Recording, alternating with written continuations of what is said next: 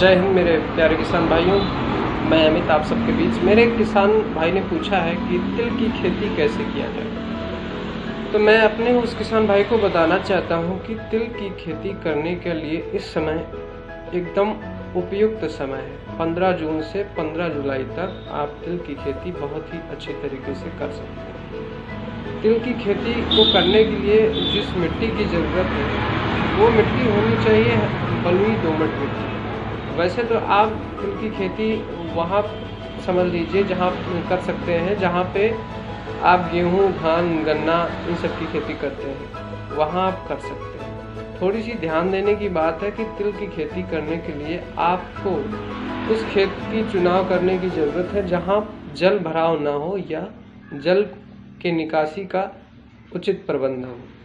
तो आप उस तरीके के खेत की पहले चुनाव करें। खेत की तैयारी करने के लिए आप गोबर की खाद डालें। एक बीघे में कम से कम 1 ट्राली गोबर की खाद तो पड़नी ही चाहिए।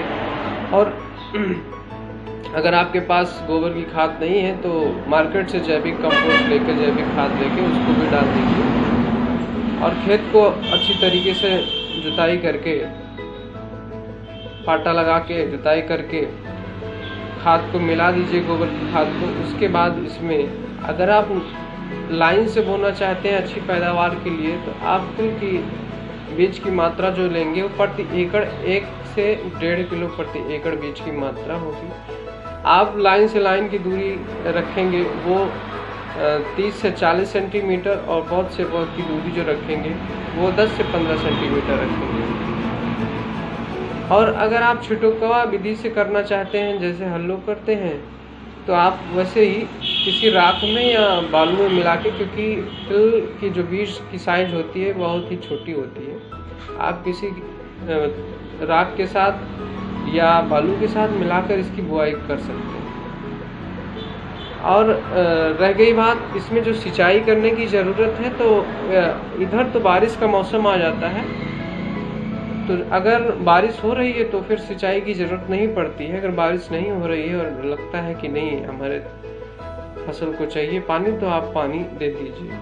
खाद की मात्रा जो है आप बुआई करते समय जो डालेंगे वो डालेंगे 12 किलो प्रति बीघे के हिसाब से यूरिया, 8 किलो के हिसाब से पोटास और 8 किलो के हिसाब से आप डालेंगे गंधक और फास्फोरस डालेंगे। ये चारों चीज़ मिला के आप डालेंगे बुआई करते समय। उसके बाद 20 से 25 दिन बाद जब दूसरी डोज आप नाइट्रोजन की देंगे, और खरपतवार निकालने के लिए आप हल्की सी गुड़ाई या खुरपे से कर सकते हैं, खरपतवार निकाल लेंगे।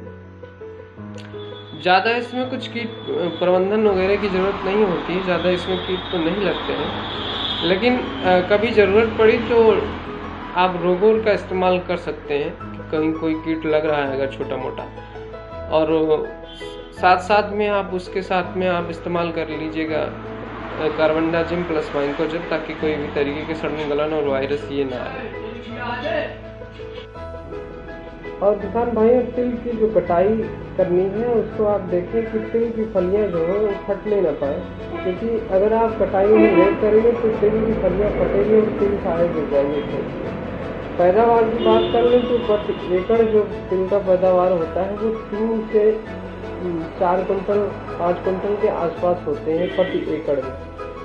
तो किसान भाइयों, आपको जानकारी कैसी लगी? अगर आपको जानकारी अच्छी लगी है तो आप इस जानकारी को शेयर करें। जय हिंद, जय भारत।